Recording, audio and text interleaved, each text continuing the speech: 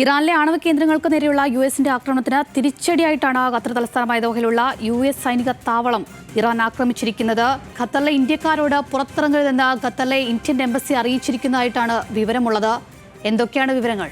യുഎസിന്റെ സൈനിക താവളം കൂടിയായിട്ടുള്ള ഖത്തറിലെ ദോഹയിലെ വ്യോമത്താവളമാണ് അലുദൈ വ്യോമത്താവളമാണ് ആക്രമണത്തിന് ലക്ഷ്യം വെച്ചത്. എന്നാൽ ഇത് പ്രതിരോധിക്കാൻ കഴിഞ്ഞുവെന്നാണ് ഖത്തർ പറയുന്നത്. അതോടൊപ്പം തന്നെ ഇറാഖിലേക്കും മിസൈലുകൾ അയച്ചിട്ടുണ്ട്. നമുക്കറിയാം, നിരവധി പ്രവാസികളുള്ള സ്ഥലമാണ് ഖത്തർ.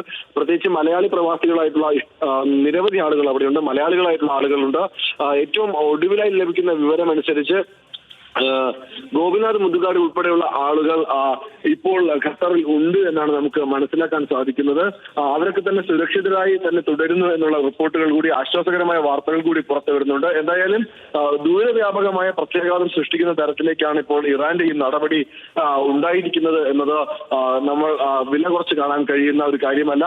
എന്തായാലും നിലവിൽ ഖത്തർ നൽകുന്ന വിശദീകരണം അനുസരിച്ച് ഈ അക്രമത്തെ അവർ സ്ഥിരീകരിക്കുന്നുണ്ട്. ഒപ്പം തന്നെ അതിനെ അപലപിച്ചുകൊണ്ട് തിരിച്ചടിക്കാനുള്ള സ്വാതന്ത്ര്യം, ആ അവകാശം അത് ഉപയോഗിക്കും.